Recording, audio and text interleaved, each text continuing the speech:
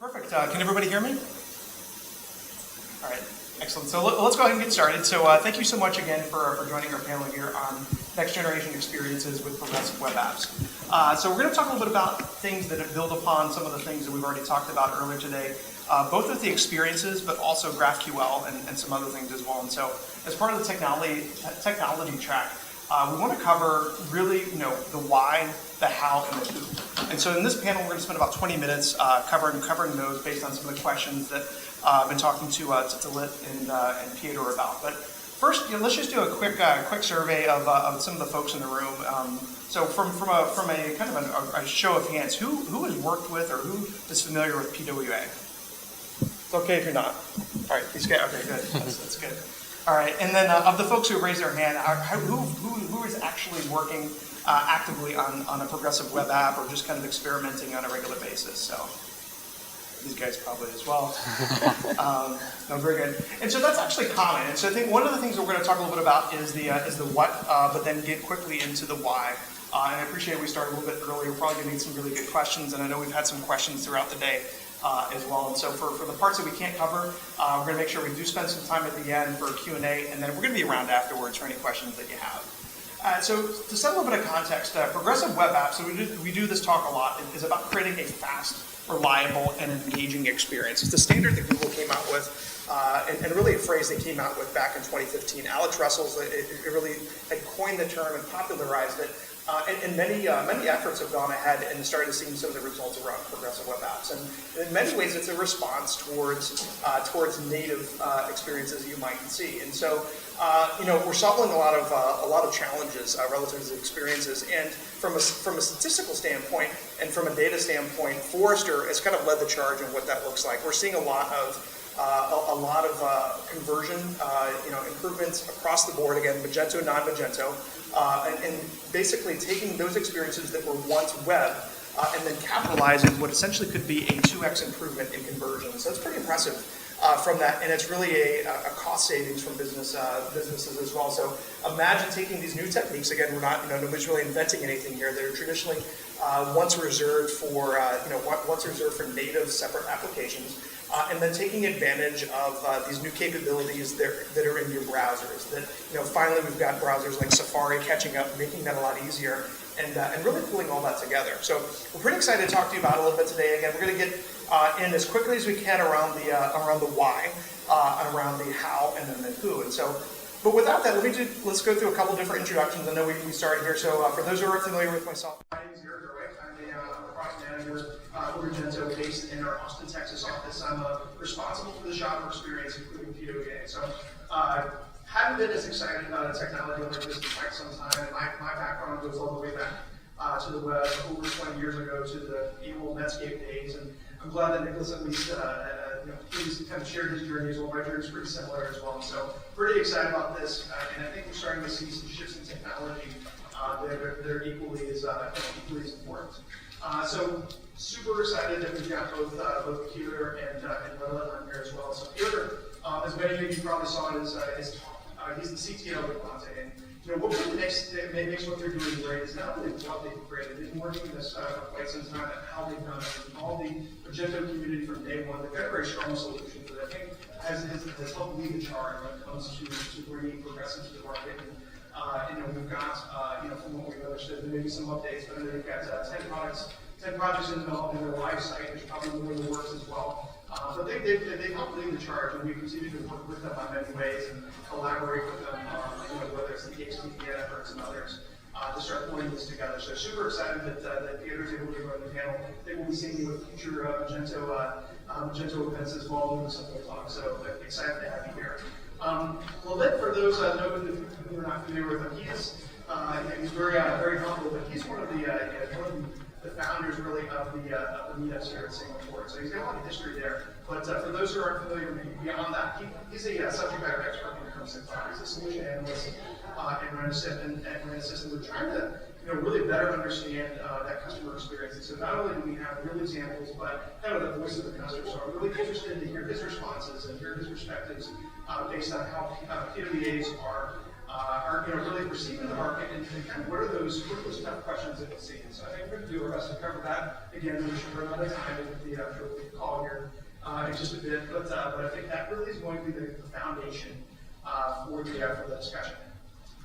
So without further ado, let's kind of get into the meat of the discussion. So again, we've got 3 major topics to cover. Again, as moderator and panelist, I'll do my very best to cover both of those roles.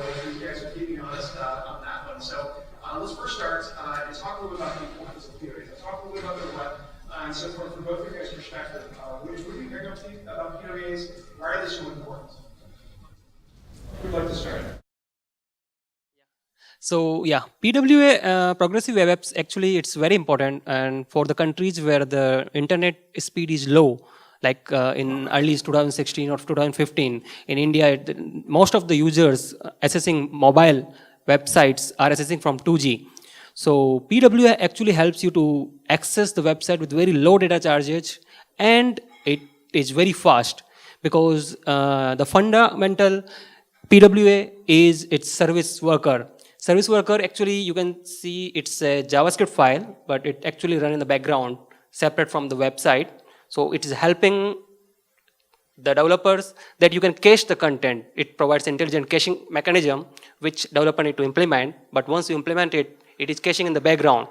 So the first load is actually slow, but for the repeat users, it's really very fast.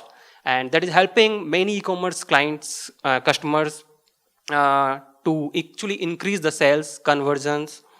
So PWA is actually helping majorly in e-commerce, because in e-commerce you see customers comes, they see hundreds of products and they buy few. Yep. So actually the speed matters. If it is taking too much time in navigating from product to product, actually it's a loss. Yep. So it's helping a lot in that sense. Yeah, that makes perfect sense for me. So I think that's is exactly as you said, and I see 2 other reasons why it's so important. First is for the business. Like I think that there are many industries. E-commerce is probably the strongest one, where there is basically no difference. Like it makes no sense to have like native app, because PWA can provide the users with the same value, with the same capabilities. It's just good enough, right? And at the same time, it's good enough, and it's like really cheap to build, right? Because you don't have to maintain those iOS, Android, Windows app. You have just one code base. You are investing into it like once, and you have it. The second point is about the developers. I think that PWA is pretty important for them, because it's a way to upgrade. Upgrade in general, like you have this chance to work with these really cool frameworks like React, Vue.js, everything. So I think it's also pretty cool to improve the developer's experience. Absolutely. No, that's great, and I think kind of going back to the performance piece. One of the pieces of data we often share with folks is 3 seconds, right? 3 seconds is all you're really going to have when it comes to attention spans and those expectations. Less than 3 seconds. Less than 3 seconds, right? And so once you get past that, you lose your audience, right? And so again, if you think about that Forrester example that we talked about, again, where about 50% of your traffic is probably coming from mobile desktop. Web desktop, 50% is coming from web mobile, and the conversion is so different in that, and it's because of those expectations. Those expectations are much different, because people expect things to work and feel as native applications. So yeah, as you're talking about statistics, let me share one case study. It is about Flipkart. It's India's most known e-commerce portal, and in 2015, actually, Flipkart decided to go app-only approach. So they shut down their mobile website, and every mobile user has to access mobile app. But they realized that most of the users in India, like around 50% more users, are accessing it from 2G. And it's really not good experience, user experience, that Flipkart is providing that moment. So actually when around 2015, PWA also introduced. And in 2016, around they decided to adopt this PWA technology, and they launched Flipkart Lite. Flipkart Lite actually attracted a lot attention, and later they realized that most of the traffic is coming from mobile, is coming from Flipkart Lite, that is the PWA based, and the average spend time per session increased 3 times. And conversion increased to 70%. So it helped them a lot to gain the market. Yeah, the results are really astounding. I mean, one of the other examples that we've seen from Google as they kind of curate these examples and others is Alibaba, right? That their conversion improved 76%. Yeah. That's pretty astounding, right? I mean, there's trade-offs along the way, especially when you're early adopters, and we can go into that in the next question. But I think that is, I mean, that's astounding. That really changes things. And I know there often is caution in in some of the conversations. Why should we do this? Well, those case studies are pretty impressive. And being a platform like Magento, being a community that we're really trying to build around it, standards and that potential is a really big part of that. So yeah. Yeah. The other thing is like the architecture approach. With Yep. PWA, you have this headless. Yep. Basically, most of the PWA apps are in this architecture, and this is like more scalable by default, right? Yep. You can have this offline mode. You can have some techniques to balance the load, and all those things are. Yeah, really good. Not only for the users. Again, it's also good for business.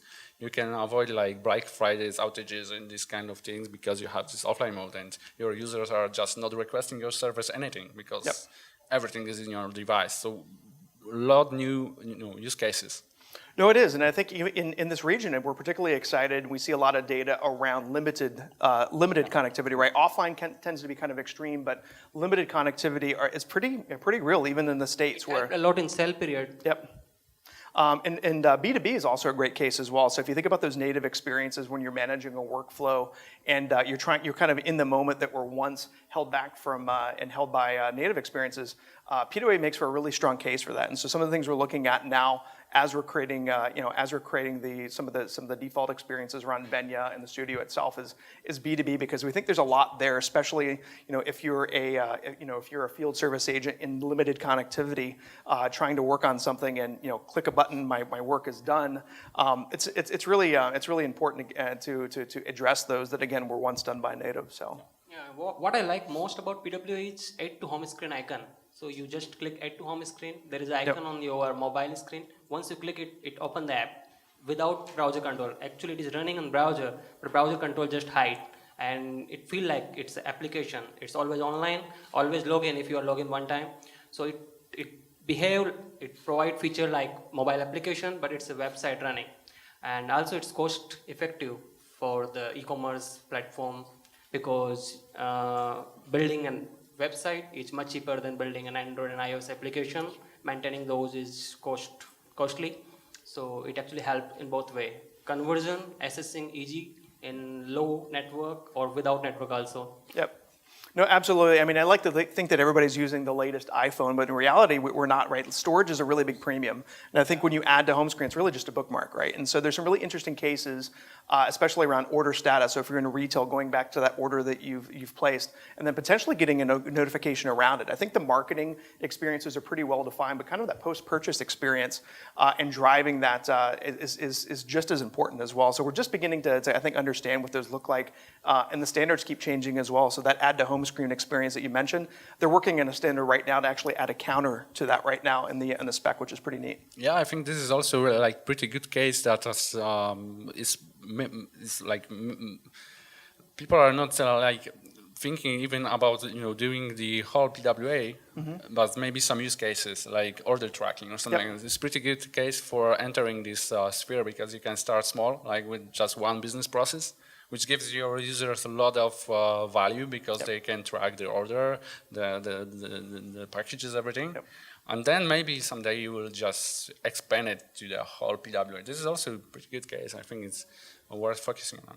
Well, it is, and I think last but not least, and I think I've talked to several of you here about it, is the idea around payment request. And payment request is really a standard in about tapping into that native experience that is often in Android, but now in Apple, that is no longer held by a native experience. And so we really are relying really heavily around the progress that's happening in GraphQL and others. And ultimately, we're moving towards an option that is a zero checkout experience. Some of the most difficult customizations that are once out there, we could bypass those, right? I mean, or at least offer that as an alternative. And so even though those aren't necessarily PWA per se in terms of the proper definition, that shopper experience, you're tapping more into those native capabilities that are once reserved for other things. And so we're pretty excited about that. We've seen some contribution around that, as well as some of the submissions within the innovations labs as well. So we're hoping to work more with that. Yeah, many companies are adopting it, like Twitter, McMyTrip, Flipkart, Alibaba, AliExpress, many companies used it approach, and they are getting much more benefit. Yep. And I think one last point on the why, if everyone hasn't heard enough about it, is SEO. So for those who aren't following Google enough, one of the claims that we've often shared is that of SEO. So Google now, and we're starting to see the same thing from Bing regionally with Baidu and others, is they're using mobile page performance as of last month as a factor in your SEO. So SEO, as you know it, is changing. So whether you use progressive, whether you tune performance, it's all part of that same conversation when you're looking to move this. And so the game is changing when it comes to that. Higher ranking also in SEO if it is PWA or AMP enabled. Yep.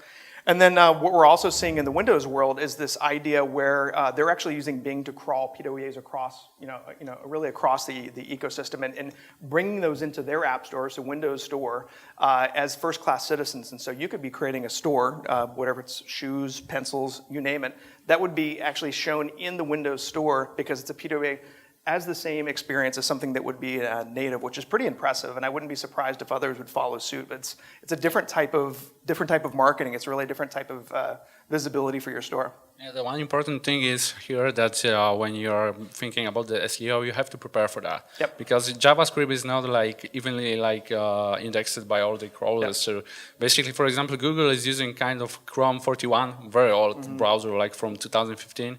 To crawl with JavaScript is basically not a way to go. It's SSR, server-side rendering, is something you have to keep in mind. It's maybe more about how, but it's a good point here to mention. So yeah, if you think about it, you get the biggest value you can because your app is discoverable and pretty high in the results. So it's great. No, absolutely. Microsoft was last to join PWA, but they're also supporting now in Edge. Yep. All major browser, Chrome, Firefox, Safari, all supported. Absolutely. Yeah, I think the latest stats I've seen is it's about an 80 to 85% coverage rate of all modern browsers that are out there, which even if you look 6 months ago wasn't quite the case. Safari was one of the last ones that came around in the spring. We were watching it very closely from that, but we've got critical mass. So that was one of our questions up front. Well, good. So let's switch gears to the second question. So I think we're all on board in terms of the why. Hopefully, there's some new information for you out there. Let's kind of talk about how. So I think again, and merchants at this point are thinking, okay, this is great. How do I get started? And so I think Piotr, from your experiences at Divante and Vue Storefront, and as well as Lalit, kind of your experiences with customers, what are some of the questions that are out there? How are you engaging those and kind of getting folks started in their planning around PWA? Okay, so basically the good thing is that you can find the frameworks right now. Like Vue Storefront is one of them. PWA Studio is in the making, but you can use some components from it right now. So the good news is that the tools are already there. Yep. Of course, you have to start with some redesign, but I think it's pretty well understandable by the merchants, like the PWA, because it's usually connected with redesign. So I think that the good point to start is when you are thinking about maybe we improve the UX, maybe we change the UI. This is for sure thinking about PWA because the effort you have to put into this is more or less the same as you were making just the redesign itself, like coding just the front end for Magento is more or less the same effort you need to put in coding the PWA. Yep. The question is how many external modules are you using? Because if you are using just plain Magento features, it's really easy. Like you can have this PWA in 1-2 months. Pretty standard shop. But if you have a lot of extensions, this is sometimes problematic a little bit. Yep. And this is something we are also discussing, right? With EXDN, with Magento itself, like how to support the extension developers to provide them with some kind of standard for building the extensions to make them happen, to make them work with the PWA. So basically, you should start thinking of PWA when it comes to redesign. The second question you need to ask, like how many custom features do we have? And basically that's responding to those two questions, you will get the answer how much time is required and how much effort is required for that. Yep. No, great. Yeah, and we're seeing the same thing as well. So great. Also, there are some extension available in market, like Tigran company launched one extension, and that is claiming to be PWA ready. Yep. So you just install it and you can get the benefit in Magento default features. And if your Magento is having some customization, you need to do customization in that also. And Vue Store frontend definitely is one of that choice. And it doesn't matter which is your background, which is your backend, Magento, PrestaShop also support. Yeah, there's a lot of great examples in the Magento community. In many ways, they too have really, quote unquote, led the charge on that. And so I think, what's happening at Divante, Didi's another example. Front Commerce is great. Brendan Filkoski, I believe, is also working on a couple themes for both M1 and M2. We're all looking at this together, and I think, again, part of these community efforts to help us understand, help us interoperate, and help define these standards together. I know, James Zetlin, who many of you know, is busy at work working on some of these middle tier architecture aspects that I believe is actually in this coming up demo. So we've got to make this work. Flexibility is really the cornerstone of what we're trying to do as a platform. I think everybody, and we're trying to take that same approach with something like PWA. Yeah, we are looking forward on PWA Studio. Yes.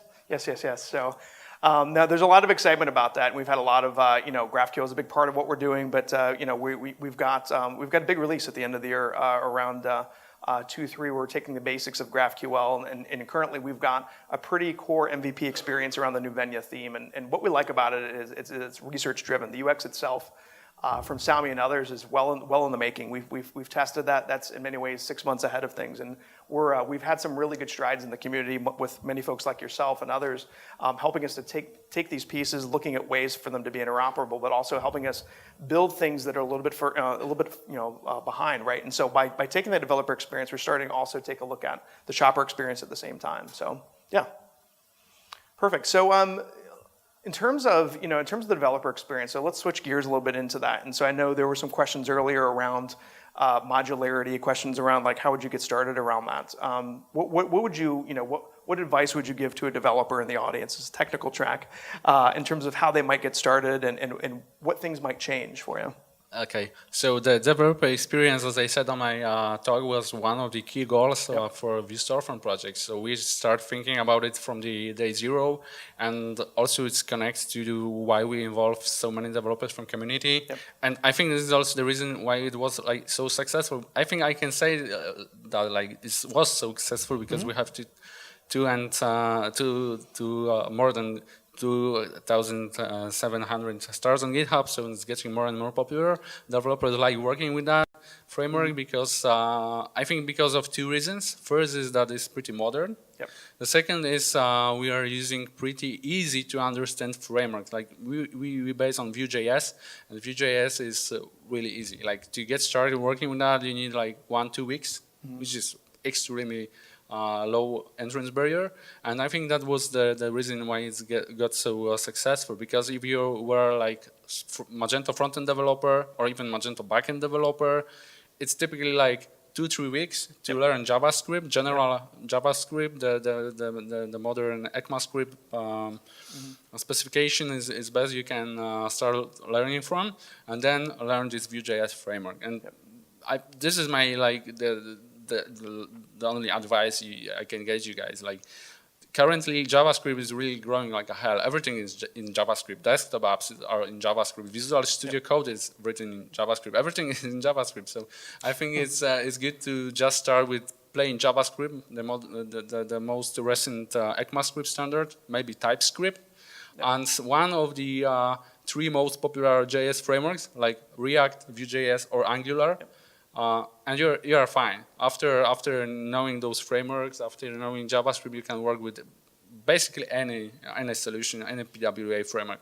Yeah, no, that's a great point. And so building on that with some recency, and so there is a JavaScript fundamentals class within Magento U, and so we actually had our technical writer sit in on a class that was happening in Austin roughly a week or so ago, and we're starting to think about what that means in terms of training, right? I mean, this is going to represent a pretty sizable alternative in terms of how things are done. Like we're introducing this idea of a pure front-end developer.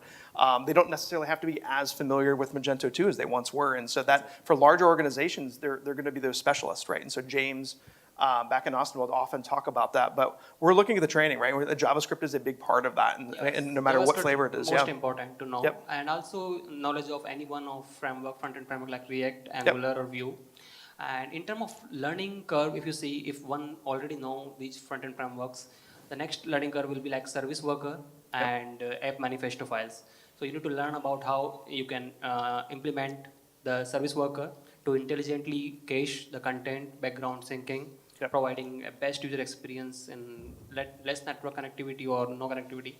Yep. Yeah, in some of our research, we're finding that developers will start to learn JavaScript sometimes for the very first time. They'll spend a few hours a week, right? We take a research-driven approach with the team, and that's experimentation and playing around with some of the examples from Vue Storefront, from PWA Studio, and other solutions that are out there are a great way to learn. So starting off with your Hello Worlds and looking at, basically setup and configuration around that. We spent a lot of time with that.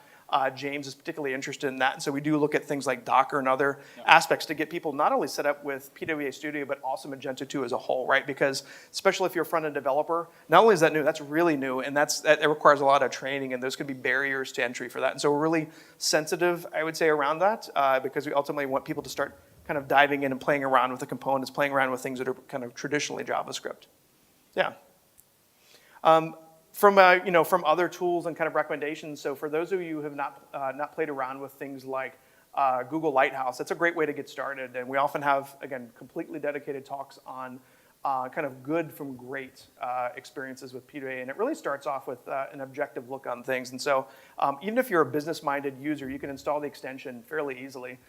It's open source. You can actually run it from the command line and do some interesting things with scripts to kind of see where you're on the spectrum. So Google does a nice job of kind of documenting what those standards might be, 0 to 100 in each of those categories, but they also look at things like SEO, accessibility, and other best practices that are really important. But just as important as all of those, you can still have technically a site that's not yet, let's say, PWA, but it doesn't give you the performance, right? The performance piece is really key, and so whenever we talk about the types of results at Alibaba and others, you need that performance piece to be the same. And so in your journey, it's important to take a stepwise approach, but also use tools again like Lighthouse, and there are a few other ones that are out there, just to understand where you are with that, and make sure that you're not only learning how to do it, but kind of making progress along the way.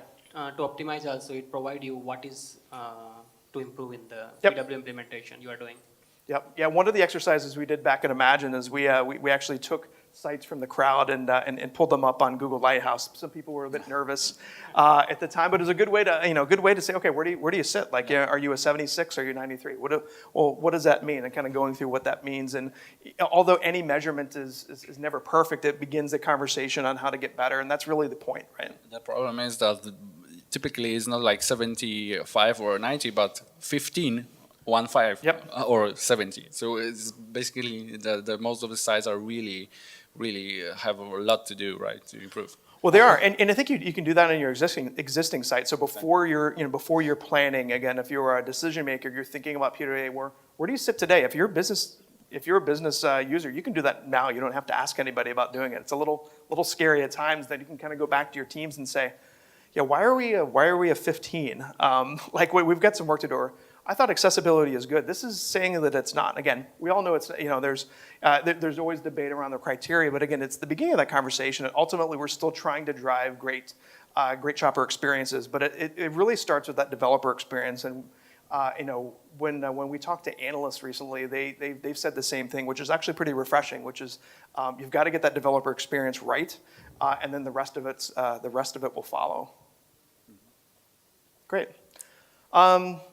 So I think, I'm not sure where we're doing on time. We've covered the majority of the questions, but I know there's a lot of questions from the audience around this as well. So I'd love to open that up and use that as a means to kind of drive the rest of the panel with the time that we've got. So anybody like to, so let's switch gears then. What kind of questions do we have from the audience?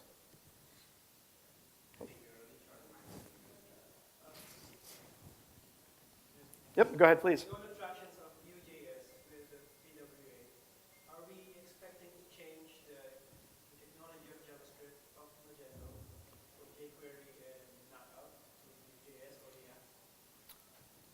The short answer is yes, sort of. And so I think it comes down to the headless approach that we talked a little bit about earlier with things like GraphQL. And so when we introduce this idea of a headless approach to Magento, we're utilizing the back end of Magento 2 plus in its entirety, whether it be on-premise, whether it be on cloud. And we're introducing the possibilities of any of these frameworks. Again, whether it's Vue.js, Angular, although I haven't seen an example of that, but then also React as well. And so when you introduce that, the possibilities are theoretically endless on that one. And so it puts a lot of pressure on the coverage for things like GraphQL, but it also introduces some really interesting possibilities where that's not available yet. We had a breakthrough recently with the PWA Studio on using REST for the checkout experience, which you're probably using as well as kind of that as that fallback when it's not ready. And that's okay, right? Maybe it's not fully performant, but you've got a layer that's interoperable along the way that ultimately a customer doesn't care which way it's coming. They want it to be fast. They want to convert. And so it's that approach is really allowed us to do so. But yeah, I think there's a lot of opportunities, a lot of possibilities, but it's gonna represent a pretty substantial alternative to how things are done. And so far we're excited about that. And I think from a developer experience, it's solving two major problems. One is workflow, so the idea of making changes real time in Magento, especially with caching, aren't going to take 10 minutes at a time. You can actually do, some of our demos show that happening in real time, but it's also introducing the idea of this intelligent or guided feedback, especially with things like Webpack. Again, we didn't invent Webpack, but like when you start to open things up, these possibilities are endless from that. And so it requires less training to get up and ready and playing around with some of these, which is always encouraging as a developer, when you only have a couple hours per week to learn. Yeah, and I think that the cool part about our projects is that you are supporting React, we are supporting Vue.js. Yep. So as a developer, you have choice. What you like to play with, and yep. There is GraphQL under the hood. So the API is like I would say very elastic. Yep. So a lot of possibilities there, and yeah, basically I think the answer is yes. They are replacing it, the jQuery with React. We are replacing it with Vue.js. You can choose whatever you like more. Yep. Chocolate or vanilla, whatever flavor. Exactly. So, good. That's a great question. We get that a lot actually, and again, I think I think we've got a solution I think for everybody there. Yeah. One of the key sell point examples that we have defensive PWA. Mm-hmm. Doesn't mean that we have to be up for the defensive enough one. And sorry, could you repeat your question? I'm sorry. One of the key selling point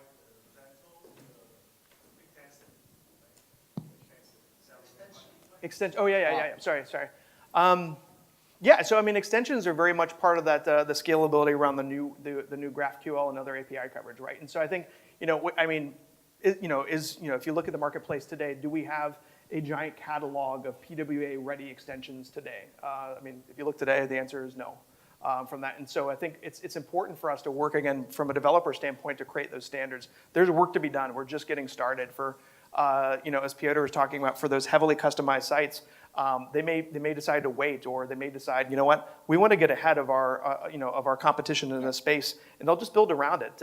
We've talked to dozens of customers, and you can pretty much put them in a bucket of, is this too big to wait, or that's fine, we'll just build around this because we see the opportunity, because those numbers are pretty real. I mean, we talk about averages of 50% conversion, but also 50% performance. There's some cases where it's 3 or 4 times that one. And so people are willing to make trade-offs to get to that. But we've got some work to do there, but it starts off with standards. From development point of view, So from development point of view, the easy is there is extension. If there is extension available, you can integrate it, and then the feature is available for most of the features, and less customization required. So it will be cost-effective solution. Yep. I think it's kind of investment, like the higher conversion rate pays for those custom features, right? Yep. As simple as that. As simple as that. Well, we saw the shifts many years ago when we went to Ajax. This idea of some pretty fundamental questions like, what's a page? What's a page in a single page app? What does that mean to analytics? What does that mean? I mean, there's a lot of industry questions that are coming out of this that are going to be solved because of the potential that we're seeing here. So, did that answer your question? All right, good. Okay, so my question is, so I have I'm merchant and I have a highly customized website, so it's too risky for me to move to PWA, but I don't have an app. I don't mind building an app using PWA, but then I don't know how it's going to work because there's no app store to download that app. So how would it know to load my mobile version or load this PWA? Is there some kind of predefined procedure to help with that? Yep. Actually, you can actually detect where the user is coming. If it is coming from mobile, tablet, phablet, and according to that, you can launch your website. So you can launch the PWA version of your website, and he can get. It's coming from mobile, but some users might prefer to use mobile version, and some might prefer to use simpler app like PWA. How would I be able to? Actually, from functionality point of view, it will be totally same. It just For me, it won't be, because I know that mine is very highly customized. okay. And the app is going to be very simple. So I want to give people a choice, but they are not on phone. Oh, your features, you want a less number of features in PWA. Of course, I will not show Right. Total features. No, very simple app, but built on PWA. right. No, I think it's an interesting case, right? Because you're essentially looking as a pilot or a way to experiment. Very, very flat store, very, so we've seen a couple examples where people will take a basic landing page and start off with that. And then that would be maybe an entry point for how search is done. They would go through that, maybe simple checkout and done. Those are some interesting cases there. But in terms of promotion, so I guess in theory, if you create a PWA, you'd be picked up in theory by Bing crawlers and it'd be put into the Windows store like that. That would be one. So there'd be no work required for that. But then the rest of it would be packaging, right? And so so it'd be interesting how you would position it. Again, as a pilot, you'll see this like, hey, try out the new site, go here. But you'd have to really think about it. View storefront, he can use to implement the limited functionality looking for PWA. Yeah, I think that's what I'm thinking is maybe a good answer here is that maybe you should start like with when you enter the site from mobile, the default is PWA. So user gets redirected just there with this banner like we have this dedicated app, maybe install it from the App Store. I think that there is no one single answer because your business model is different than any other. So probably the good way to go is to do some A/B tests, like put some like 50% of the users to PWA with this banner, the rest not, and the opposite, and measure what converts better. Of course, you have to define what does it mean better, but probably better is with higher conversion rates for the orders, right? You can have the same address, you can have different addresses. Technically, it's not any like issue. Yeah, I mean, it kind of goes back to the way things used to be done, like the M.dot sites. I mean, if you want to create an M.dot site, sometimes we'll see that with AMP projects as just that are more content only. There's some interesting experiments there, but I think what it does is it fundamentally changes what the App Store is, right? And so I think as a business, that's exciting because no longer do you have to give up 30%. That's a big deal. But in terms of promotion, we're gonna have to look at some different ways to do that. And I think, again, as a community, there's ways to figure that out, whether it's kind of manually being able to create these, or again, maybe just actually starting off with PWA as a shell up front, and then just kind of sifting through which one you want to use as a fallback. And most of the companies like the subdomain, light.flipkart, light.twitter, something like that. Yep. Yeah. Some of our users are using also like mixed approach. So for example, they have the whole catalog on View Storefront like PWA, but when you go to checkout, you are just being redirected to Magento checkout. Yep. And in this case, you don't have to deal with all those custom payment shipping methods or maybe some custom features in the checkout. Yep. Because they are just on Magento like it was before. So this is also a pretty good solution for this problem probably. It is, yeah, and there's trade-offs, right? And so there's often debates even internally on like, is a PWA, does it have to be a single page application, or can you kind of go a different way? And I think it just comes down to the results, right? Is that going to give you the 100 in terms of PWA score? Maybe not. But is that going to improve your business ultimately based on what you're trying to experiment? Probably so for that one. So it depends on what your goals are, but I think there's definitely some options there.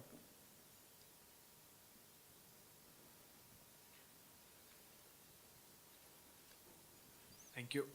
My question is regarding, let's suppose I already have a PWA website. So you see that you are targeting more into mobile sites. So if I wanted to use that version in my desktop, like, because I also wanted to be more faster, because right now everybody wanted to use like fast browsing, everything is fast. So why can't we use that as a complete storefront in a single platform that can be used in both in mobile and desktop? why Magento architecture is like this, that first we have already using Node.js, we learning jQuery. Now another JS coming up, then we have to use it. It's like for developer point of view, we have to explore a lot.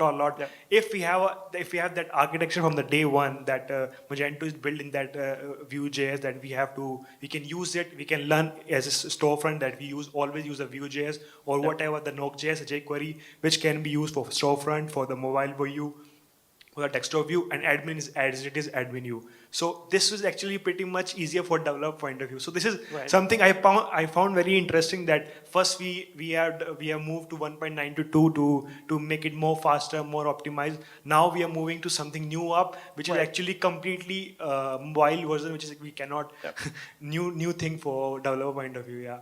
Yeah, so I mean, if I were to boil down the question is, why all the changes? Why is it? And so I think the answer that I think is at least somewhat satisfying is that we're not changing the way things are done currently anytime soon. And we often position what's happening with PWA Studio, and I think the same thing could be said about Vue Storefront, is that's not going to replace things right away. Like, there's so much work to be done. There's still great stores that are out there on Magento 1 and others.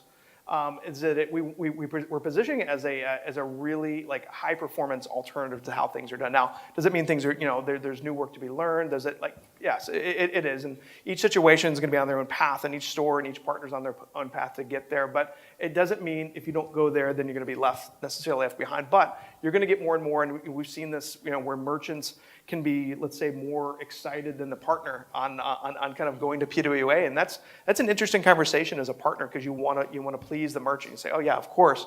Oh, that's right. We're going to have to change things. Oh, we're going to have to learn, Vue. We're going to have to learn React. It's a lot to consider for that, and so there's not a great answer to it. But the best answer we can often give is we're not leaving things behind. The Luma theme, the blank theme, those will be there. But in time, you're starting to see demand, and I think that's going to be something we're going to be paying a lot of attention to. Yeah, I think this is how the world works right now. Because The thing which you found that we need in a mobile, we need to load within 3 seconds. This is something we knew from long back. It's not like that we got to know right now. Yep. We knew that in mobile we need to, because mobile thing was smartphone launched long back. So we knew that Magento 2 is here. So we need to have that in mobile. It should load within 3 seconds. So it should be like this things can be. I feel that it was from day one we have this part as into it. Then it would be good for us. No, it is. I mean, I definitely understand the perspective. A lot of it just comes down to those browser capabilities, right? I mean, if you would have said we're creating a PWA over a year ago, the response would be, well, iOS devices won't be ready for those, for that. And so it's really there's a landscape change around it that I think has kind of forced the hand for some of these changes. If we knew about it before, great. I do think the work that's happening in the APIs between, certainly with REST, but now with GraphQL, is going to open us up to more of these possibilities as things change. What does this look like 5 years from now? What does this look like beyond that? And so that's a good thing, but I think we appreciate the pain points that you raise on that one. I think that's fair. Well, good. Well, I think I got the 1 minute left time, and we could talk about this ad nauseum. But I think maybe just best to summarize things. And so again, thank you so much. Thank you so much for all your time, all your great questions for here. We're all going to be around here for the rest of the afternoon and this evening. We're also very involved. We're pretty easy to find.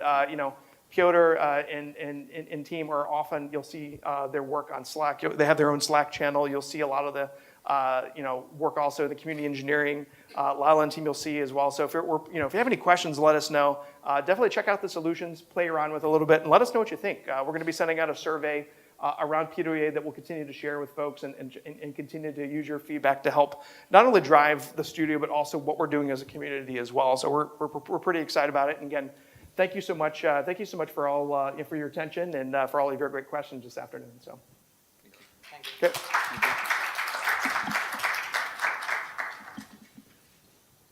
Thank you very much, guys. It was really very insightful and very giving us the direction where we're going. Thank you very much. Yep. Welcome. Thank you.